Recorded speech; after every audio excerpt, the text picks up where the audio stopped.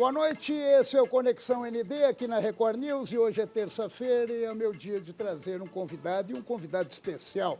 Eu estou hoje aqui nos estúdios do Conexão ND com o desembargador João Henrique Blasi, presidente eleito do Tribunal de Justiça de Santa Catarina. Boa noite, desembargador. Boa noite, Paulo. Satisfação em estar aqui, poder me dirigir aos espectadores da ND e falar alguma coisa a respeito do que nós pretendemos fazer no Judiciário no próximo biênio, a ter início em fevereiro do ano que vem. O senhor assume em fevereiro. Exatamente, nos primeiros dias de fevereiro. Agora é a montagem da equipe?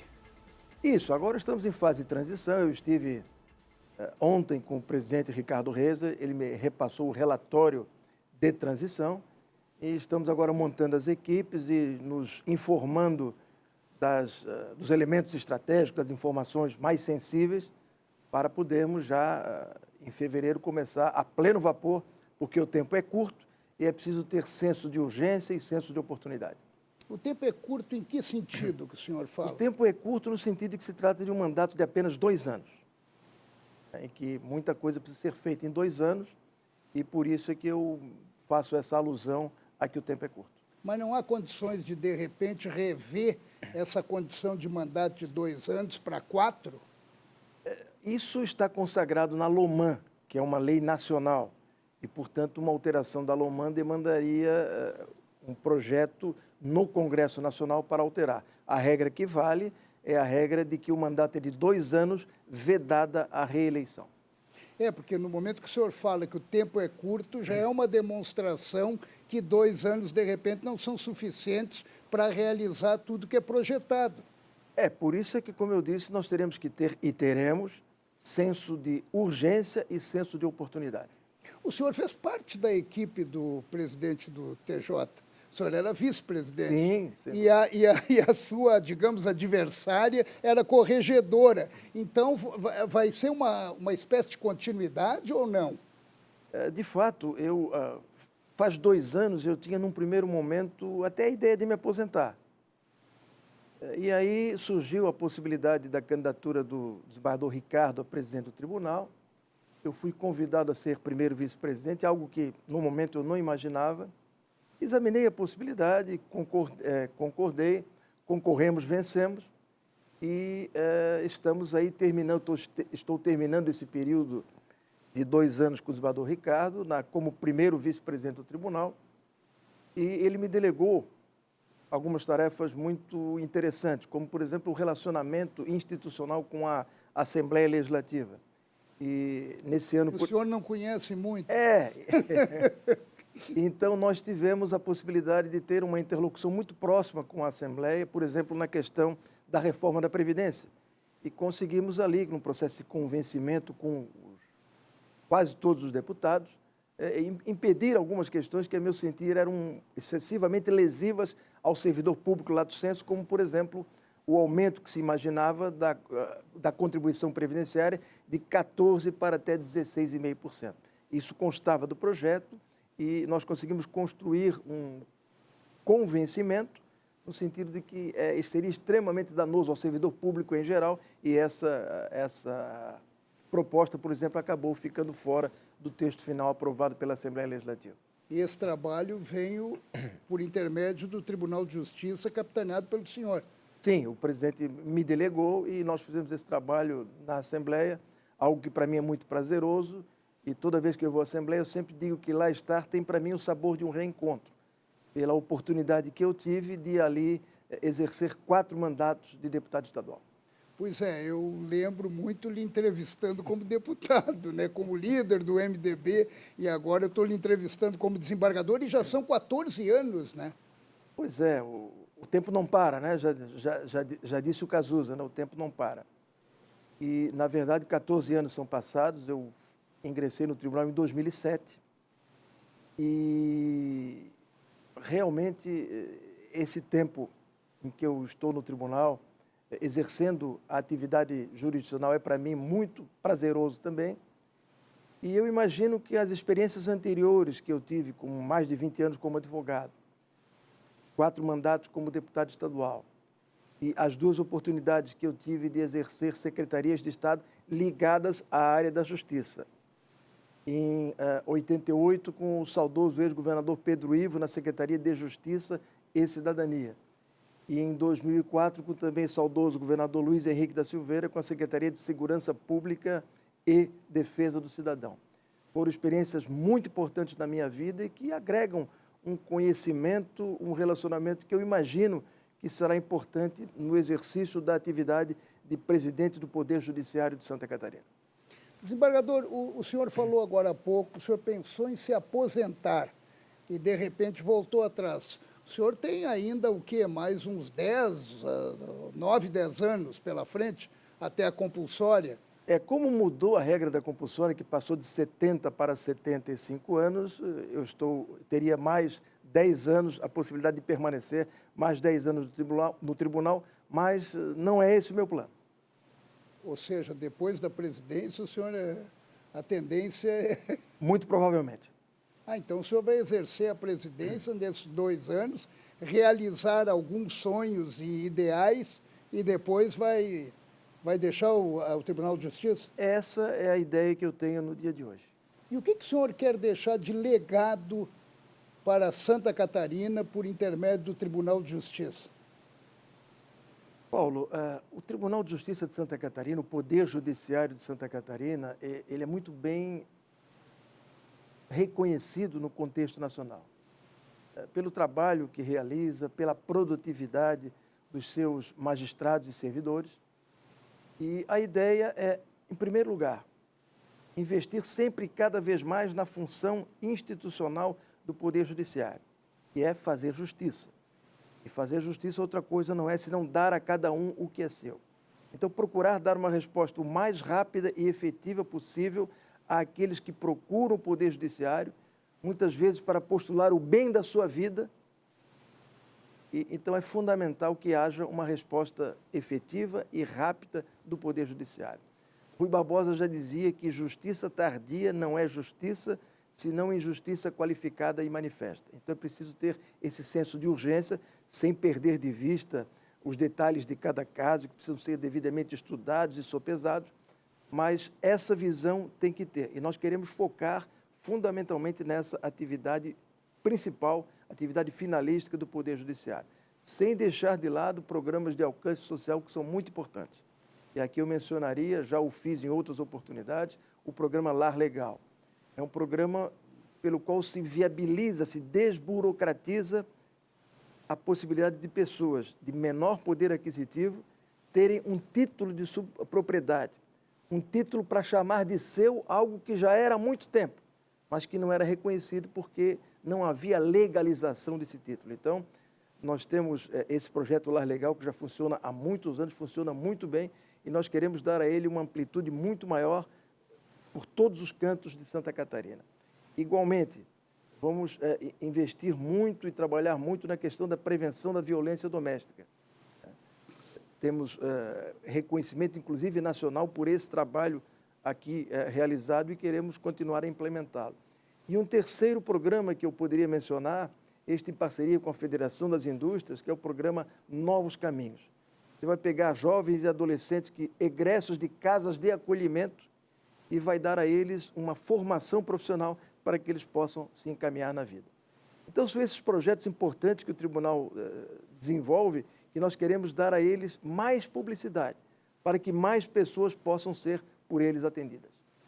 O senhor falou em agilidade, tem uma marca que até... Isso incomoda muito os desembargadores, os magistrados em si, quando se fala na morosidade da justiça. Agora, o que provoca realmente a morosidade da justiça? E eu cito um exemplo agora, um exemplo bem do momento, que é o julgamento da tragédia da Boate Kiss, que levou 9 anos para a gente chegar a esse momento, o que já tem uma crítica muito forte, que é essa quantidade de recursos que existem na justiça brasileira. Como é que resolver isso, desembargador? Eu vejo essa questão, o principal gargalo é realmente o sistema recursal brasileiro. E para que ele seja alterado, é preciso que haja uma alteração legal. E uma alteração legal, como se trata de matéria de competência da União, tem que ser feita pelo Congresso Nacional. Essa sucessiva possibilidade de N recursos é que faz com que um processo se arraste por tanto tempo, como, por exemplo, esse que você mencionou, que está na Justiça do Rio Grande do Sul, daquele lamentável acidente havido na Boate Kiss. Por outro lado, também o brasileiro tem uma alta taxa de litigiosidade. O brasileiro, mais do que a maioria dos países latino-americanos e europeus também, ele demanda mais em juízo do que nesses outros países. Então, isso também aumenta a estatística, o volume de processos que tramitam no Poder Judiciário. São, então, dois aspectos que eu reputo importantes nessa questão de agilizar a prestação jurisdicional. Têm sido tomadas algumas medidas de desjudicialização que são muito importantes. Já de algum tempo para cá é possível fazer nos cartórios extrajudiciais separações, inventários e uma série de outros procedimentos. E se encontra em andamento no Congresso Nacional uma nova lei que vai permitir levar também aos cartórios extrajudiciais outras matérias, retirando-as assim do dia a dia do Poder Judiciário, o que será bom para todos, na medida em que haverá a mais rápida entrega da solução daquele problema. Porque a expectativa das pessoas é a solução, né? É a sentença, que ela chegue, pelo menos, de um lado ou de outro, ela vai ter que chegar. Exatamente, a ideia é que ela chegue o mais rapidamente possível. E esses mecanismos de desjudicialização são importantes porque vão assegurar essa possibilidade. Doutor Blas, o senhor me despertou aqui, o senhor falou na agilidade, nessas mudanças todas. O que mudou no judiciário com a pandemia? Mudou muito. Essa pandemia é inimaginável, tão logo ela surgiu, nós tínhamos um dilema, que era manter o Poder Judiciário funcionando, porque a atividade essencial que ele não pôde e não parou. E como conciliar a continuidade do trabalho judicial com aquela impossibilidade das atividades presenciais. Nós imediatamente alteramos o nosso regimento, alteramos resoluções, permitindo que os atos judiciais pudessem ser realizados por videoconferência. Isso permitiu conciliar essas duas demandas e fez com que, nesse período da pandemia, de março de 2020 até agora, nós tenhamos sido, o Tribunal de Justiça de Santa Catarina, ou melhor dizendo, o Poder Judiciário de Santa Catarina, englobando, portanto, o primeiro e o segundo graus, o de maior produtividade no Brasil, em função da possibilidade que foi dada pelo sistema de home office ou teletrabalho, em que aumentou consideravelmente a produtividade aqui no nosso estado. E como é que se explica que o senhor acabou de mencionar essa demanda ao Poder Judiciário, essa chegada no Poder Judiciário? A gente ouve, e é comum em situações que ocorrem, a gente vê nos nossos noticiários as pessoas dizendo: eu só quero justiça, eu só quero justiça. Essa necessidade de ver na justiça a solução. O sentimento de justiça é algo inerente à pessoa humana. Todos nós, quando nos sentimos injustiçados, o nosso primeiro estímulo, a nossa primeira ideia é recorrer a quem de direito para fazer valer o nosso direito. Então, por isso que o índice de litigiosidade no Brasil realmente é muito grande. Aumentou consideravelmente o número de desembargadores. E a tendência é aumentar ainda mais ou se manter nesse patamar? Não há cogitação de aumento de número de desembargadores. Não há essa necessidade. Os estudos de jurimetria que nós temos evidenciam que esse quadro atual de 94 desembargadores é o suficiente para bem atender a demanda no segundo grau de jurisdição. E no primeiro grau de jurisdição, como nós temos alguns claros, será lançado nos próximos dias um edital de concurso em que nós vamos preencher 30 vagas no primeiro grau de jurisdição, que realmente há uma necessidade premente de que isso seja feito o mais rapidamente possível. Doutor Blas, como o senhor vê o primeiro grau, o senhor desembargador? Eu tenho um respeito muito grande pela justiça catarinense. Eu acho que ela é uma justiça exemplar. O Poder Judiciário catarinense, principalmente quando a gente olha lá para o Nordeste, ela é uma justiça exemplar. E como é que o senhor vê o primeiro grau? Em primeiro lugar, eu quero agradecer essa sua referência de exemplaridade da justiça catarinense, algo que deve ser dirigido aos juízes e aos servidores que nele trabalham. E, na verdade, essa produtividade advém do sentimento ou da sensação de pertencimento que o juiz e que o servidor têm. Da plena compreensão da importância do seu trabalho. E por isso que, sobretudo no primeiro grau de jurisdição, nós tivemos, durante esse período da pandemia, com a facilitação do sistema de home office, o aumento considerável de produtividade. Produtividade no julgamento de processos, aliada a um trabalho feito pela direção do tribunal, no sentido de liberar recursos para ingressar na economia através de alvarás de processos que estavam terminados e que precisavam ser liberados, através de precatórios também, que é o título final de uma demanda que alguém vence contra o poder público. Então, eu diria que o Poder Judiciário de Santa Catarina, no segundo e no primeiro graus, trabalharam exemplarmente durante a pandemia. Agora, no ano que se inicia, como ao que tudo indica, nós estamos caminhando para o final dessa lamentável pandemia, nós vamos ter que buscar um sistema em que vai conciliar o trabalho presencial em algumas atividades que reclamam realmente a presença do servidor e a presença do magistrado, com as facilidades do sistema à distância, do trabalho remoto, quer como qualidade de vida e, sobretudo, pela produtividade, pelo tempo que se deixa de perder, por exemplo, nas locomoções. Então, nós estamos trabalhando com muito diálogo para a retomada desse trabalho, um sistema híbrido. E, até pelo que nós temos conhecimento, esse sistema híbrido deverá ser desenvolvido pela maioria das corporações mundo afora. Até porque a tecnologia vai ser fundamental, e está sendo, melhor dizendo, fundamental em todo esse processo. A tecnologia da informação é fundamental. Nós temos hoje, já aqui em Santa Catarina, alguns robôs que identificam no processo, quando ele dá a entrada, qual é a questão principal e o consenso, o entendimento médio que se tem no Poder Judiciário a respeito daquela matéria.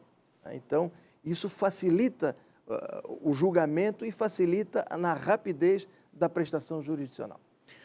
Doutor Blas, nós somos um país que tem o maior número de leis no planeta. São mais de 180 mil leis. E eu lembro que agora eu perdi o nome, mas é um profeta, é um estudioso chinês, que dizia: quanto mais leis, mais ladrões. E eu gostaria muito de saber a sua opinião sobre essa infinidade de leis, até que ponto ela dá uma garantia ao cidadão ou ela acaba mantendo o cidadão numa situação de insegurança jurídica. Mas eu gostaria que o senhor me respondesse isso daqui a pouquinho. A gente vai fazer um breve intervalo e já retorna com o desembargador João Henrique Blasi, presidente eleito do Tribunal de Justiça, que estará assumindo em fevereiro do ano que vem. É rapidinho.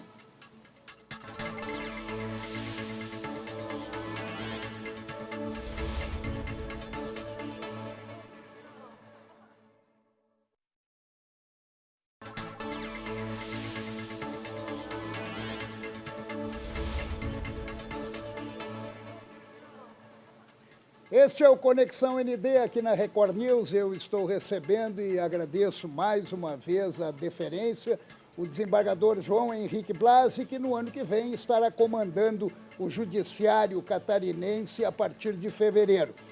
Eu lhe fiz uma pergunta agora há pouco sobre a quantidade de leis que o Brasil tem, e até eu tinha esquecido o nome do filósofo, é o Lao Tse, é de 571, ele nasceu em 571 na China.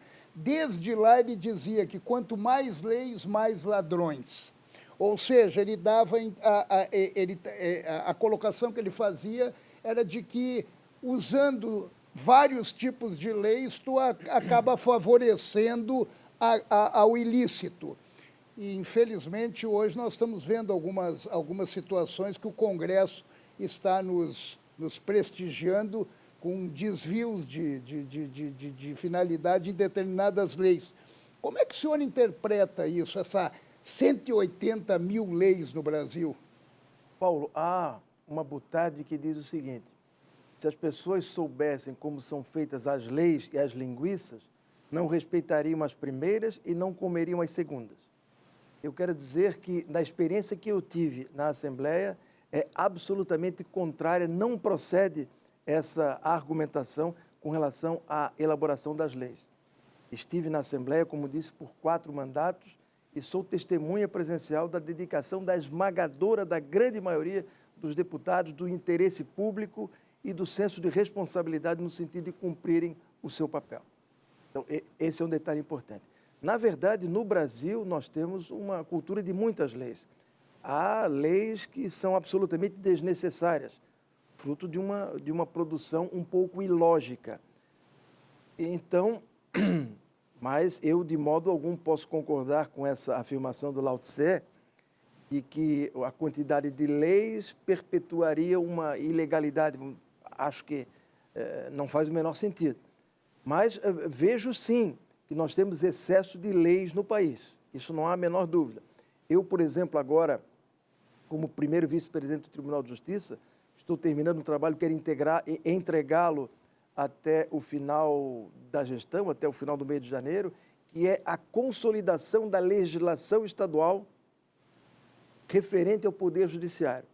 Então, nós passamos esse 1 ano e meio examinando todas as leis que dizem respeito ao Poder Judiciário, divisão e organização judiciárias, questão de custas e outras matérias, e estamos agora sistematizando, porque muitas delas já caíram em desuso, mas as leis ainda continuam, embora tenham caído em desuso. Então, nós estamos fazendo essa consolidação, o que é uma demonstração eloquente da quantidade de leis que nós temos e de que, de tempos em tempos, é preciso parar, verificar, revogar aquilo que já não faz mais sentido, porque a lei, o que é que é? A lei é um ato de regulação da sociedade. E a lei ela tem que estar de acordo com o momento histórico. Então, é preciso que haja essa verificação constante e a revogação daquelas que não mais se colocam como necessárias para o fim a que se destinam, que é de regrar as relações sociais. Não, respeitando a sua opinião e principalmente a sua vivência de 40 mandatos de deputado, 4 mandatos, 4 mandatos de deputado, mas a sensação que passa, desembargador, de repente vendo determinadas leis que são alteradas, modificadas, que passam a sensação para a sociedade de impunidade. No momento em que você vê um ministro anulando condenações, no momento que você vê mudanças de interpretação de leis, demora na votação de uma lei que hoje deve estar sendo votada agora, a lei da prisão em segunda instância, isso acaba trazendo para o cidadão uma sensação de insegurança. Sem dúvida, você está se reportando ao Supremo Tribunal Federal. E há quem diga que é preciso que alguém tenha o direito de errar por último, né? E no sistema judiciário nacional, a última palavra é dada pelo Poder Judiciário. Certo ou errado, quem dá a última palavra é o Poder Judiciário. Por isso que se diz, em tom de brincadeira, que o Supremo Tribunal Federal tem o direito e a possibilidade de errar por último. Nessa questão específica do julgamento, cumprimento da pena, se ele se daria após a decisão em segundo grau de jurisdição ou só após o trânsito em julgado, eu entendo que seria necessário, como de fato está sendo agora, uma emenda constitucional para alterar o artigo da Constituição da República que diz: ninguém será considerado condenado senão depois do trânsito em julgado da ação penal condenatória. Então, Alterando-se esse dispositivo, não há nenhum problema em que o cumprimento da prisão já comece após o julgamento colegiado, isto é, o julgamento em segundo grau de jurisdição. Isso é mais uma chance para quem tem condições de contratar um bom advogado, uma boa banca de advogados para se defender. Porque o cidadão comum não consegue chegar lá. E isso aí acaba se encaminhando para prescrição. O senhor não tem essa sensação? Nós já temos mecanismos hoje de defensoria pública que são extremamente ativos e importantes na defesa das pessoas desafortunadas. Claro que aquele que tem recursos leva uma vantagem maior no sentido de poder contratar um profissional competente e reconhecido e consequentemente, terá os frutos dessa atuação. Mas a Defensoria Pública, aqui em Santa Catarina, como no Brasil em geral, exerce um bom papel diligente, cumprindo efetivamente a sua missão. E aqui nós poderíamos voltar àquela questão que falamos no bloco anterior, que é a questão referente à pouca racionalidade do sistema recursal brasileiro. É preciso também reduzir a possibilidade de recurso, isso encurtará a tramitação do processo e mais rapidamente chegar-se-á à decisão final. O recurso, esse sistema recursal, ele alimenta a impunidade. Em certa medida, sim. Por isso que há necessidade de que ele seja racionalizado. E isso tem que passar pelo Congresso. Sem dúvida nenhuma. É matéria de competência da União, portanto, cabe à Câmara dos Deputados e ao Senado Federal debruçar-se e encontrar uma alternativa para isso. E por mais que o senhor fala que teve a experiência da dedicação, de repente aqui, né? Porque lá em Brasília está diferente. O Brasília eu não posso falar porque eu não tenho essa experiência. Doutor Blasi, o senhor falou no STF, é o último que tem o direito de errar. É o que dizem. Agora, tem o direito de errar por último.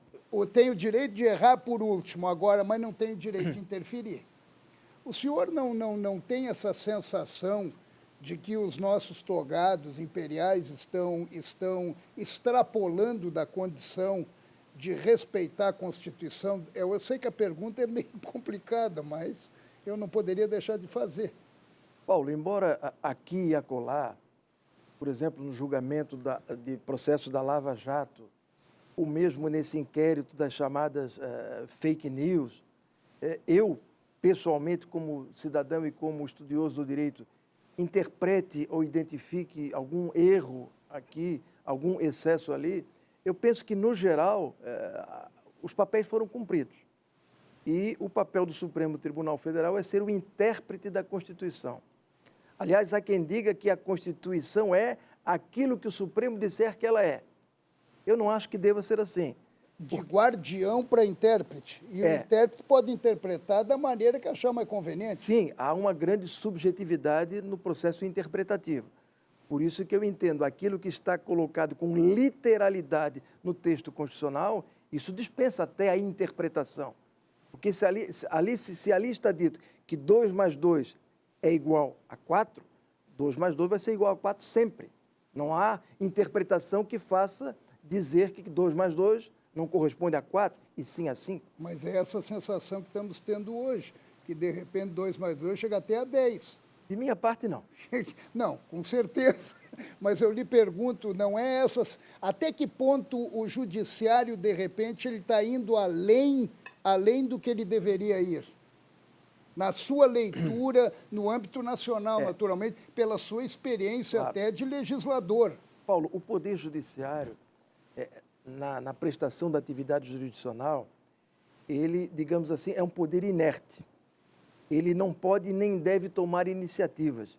Ele deve receber os processos e julgar os processos à luz do entendimento de cada julgador de como o direito deva ser aplicado naquele processo. Mas não é o que está acontecendo no STF. Ele virou um puxadinho dos pequenos partidos que não têm representatividade popular e que, de repente, recorre ao STF e ele determina que tem que abrir CPI, ele determina que tem que parar de entregar pagamento de emendas. são processos, são demandas levadas ao Supremo Tribunal Federal e estão sendo por ele analisados e definidos à luz do entendimento de cada julgador, relator de cada caso. Há sempre a possibilidade de uma decisão monocrática num processo e depois essa decisão levada à colegialidade, seja a uma turma ou seja ao pleno do Supremo Tribunal Federal ou de qualquer outro tribunal da Federação. Eu não estou querendo ser indelicado aqui, eu estou apenas expressando para o senhor um sentimento que... Agora, doutor Blas, eu já lhe conheço há muito tempo e acompanho o senhor, e principalmente como deputado, quando eu aqui cheguei, e eu sei que o senhor é muito chegado em comunicação. O senhor tem um carinho pela área de comunicação. E nós entramos num debate meio complicado de um tempo para cá, de livre expressão. O senhor acha que ela está sendo agredida? Paulo, em primeiro lugar, eu tenho uma predileção por a questão da comunicação e até mesmo num determinado momento, nessa minha passagem pelo tribunal, eu coordenei o núcleo de comunicação institucional do tribunal.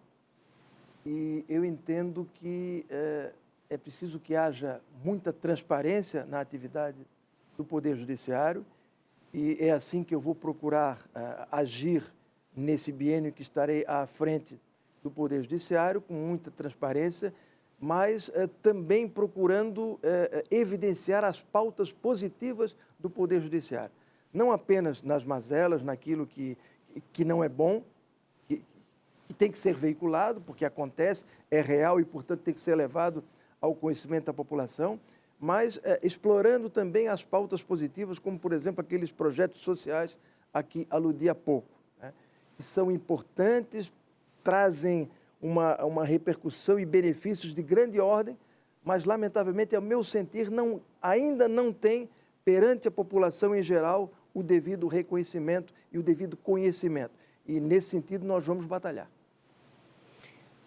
Nós estamos nos aproximando do final, mas eu gostaria de lhe perguntar isso, antes de a gente terminar, sobre a distribuição de recursos que vem para o Judiciário, para o Legislativo, e que muitas vezes há uma reclamação de que o governo acaba não tendo dinheiro suficiente para tocar as responsabilidades dele, enquanto que o Judiciário está com muito dinheiro, o Legislativo está com muito dinheiro. O senhor considera que também deveria mudar esse sistema? Não. O Poder Judiciário de Santa Catarina hoje tem uma superestrutura. Vou trazer aqui alguns dados. Por exemplo, hoje o contingente envolvendo servidores efetivos, comissionados, terceirizados, estagiários, mais os magistrados, isso perfaz um contingente de mais de 10 mil pessoas. Nós temos um orçamento para o ano que vem de 2.880 bilhões de reais para atender a justiça em todo o estado de Santa Catarina, distribuída por 111 comarcas. Prestar justiça é uma atividade essencial do Estado. É algo que não pode ser delegado para que outras pessoas o façam. Quem tem que fazer é a justiça. Por isso eu entendo que, em função dessa nossa superestrutura, esse valor hoje alocado para o Poder Judiciário de 9,41% da receita líquida disponível está na justa medida das nossas necessidades e das possibilidades do Estado para responder afirmativamente por uma função sua, tão importante quanto a da saúde, a da educação, a da segurança pública, que é a de fazer justiça. O senhor não defende uma mudança de regras? Não, eu entendo que esse valor é adequado e mais, tenho convicção que tanto de parte do Poder Executivo quanto de parte da Assembleia Legislativa, também esse entendimento lá impera. Doutor Blas, a gente está terminando, infelizmente, poderíamos ficar mais um tempão aqui conversando, e eu queria, antes de terminar, permitir que o senhor se colocasse aos catarinenses a partir do ano que vem como presidente do tribunal. O que nós podemos esperar do senhor?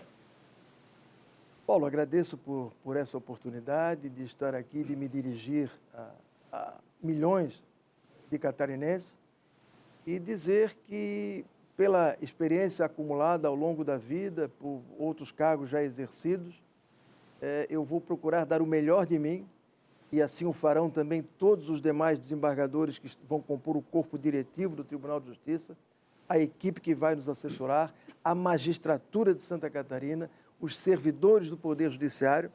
Nós estaremos, como eu disse, dando o melhor de nós para que nós façamos cumprir o nosso papel. Fazer justiça, dar a cada um o que é seu dentro do menor espaço de tempo possível. Doutor Brazzi, muito obrigado por vir até aqui.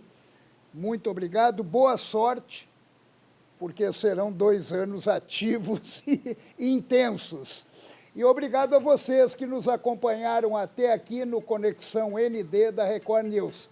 Terça-feira que vem eu estarei de volta. Um beijo e até lá.